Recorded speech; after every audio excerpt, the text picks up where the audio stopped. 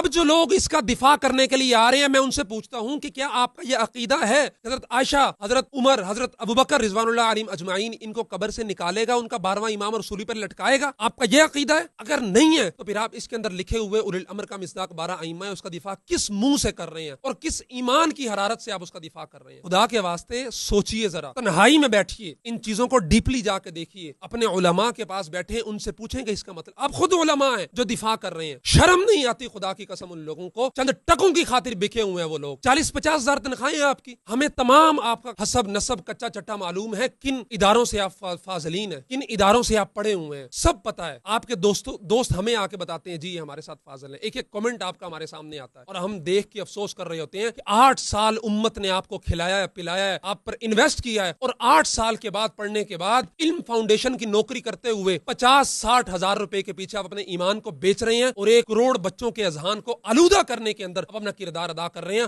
اور یہ زہر آلود عقائد ان کے ذہنوں کے اندر انڈیلنے میں آپ اپنا کردار ادا کر رہے ہیں۔ 3 چیزیں بنیادی طور پہ اس ایک کتاب میں، بعثت انبیاء کا مقصد قرآن میں، مفتی تقی عثمانی صاحب جس کے ادارے سے آپ فاضل ہیں، انہوں نے لکھ دیا ربنا وبعث فیہم رسولا منہم یتلو علیہم آیاتک ویعلمہم الکتاب والحکمہ ویزکیہم۔ انہوں نے لکھا کہ بعثت انبیاء کا مقصد زمین میں عدل کا نظام قائم کرنا۔ وہ عدل کا نظام قائم کرنا کہاں سے آیا؟ امام خمینی کی کتاب رسالہ یکجہتی اور اتحاد امام خمینی کی نظر میں۔ صحابی کی تعریف، جس نے ایمان کی حالت میں رسول اللہ کی زیارت کی ہو بس، جبکہ 1400 سال میں مسلمانوں کے نزدیک صحابی کی تعریف من لقی النبی صلی اللہ علیہ وسلم مؤمنا بہ ومات علی الاسلام، بنیادی شرط آپ کے بن روٹاؤن کا فتویٰ۔ تیسری چیز یا ایھا الذین آمنوا اطیعوا اللہ واطیعوا الرسول واولی الامر منکم، اولی الامر سے مراد نیک حکمران، ان کی ایسی بات جو اللہ اور اس کے رسول کے احکامات کی خلاف ورزی نہ ہو، جبکہ آپ کے اس علم فاؤنڈیشن کے مطابق اولی الامر کا مصداق 12 ائمہ، ان 12 ائموں میں سے آخری جو 12واں امام ہے وہ نعوذ باللہ من ذالک ہماری اماں ام المؤمنین صدیقہ کائنات حضرت عائشہ رضی اللہ تعالی عنہا کو آنے کے بعد قبر سے نکال کر سولی پہ لٹکائے گا۔ آپ یہ گوارا کرتے ہیں؟ ابو بکر اور عمر رضی اللہ عنہما کو سولی پہ لٹکائے گا، روزہ رسول کو زمین کے برابر کر دے گا، بیت اللہ کو منہدم کرے گا، یہ ان کا عقیدہ ہے حق الیقین جلال العیون کے اندر؟ آپ اس کا دفاع کر رہے ہیں؟ 8 سال آپ نے کیا کیا ہے، کیا پڑھا ہے؟ عام عوام کو گمراہ کرنا بند کیجئے، خدا کے واسطے سنبھلیے، بیٹھیے تنہائی کے اندر، غور کیجئے کہ آپ کن کے ایجنڈے پر ہیں، کن کی پراکسیز کو آپ پھیلانے کے اندر اپنا کردار ادا کر رہے ہیں۔ اور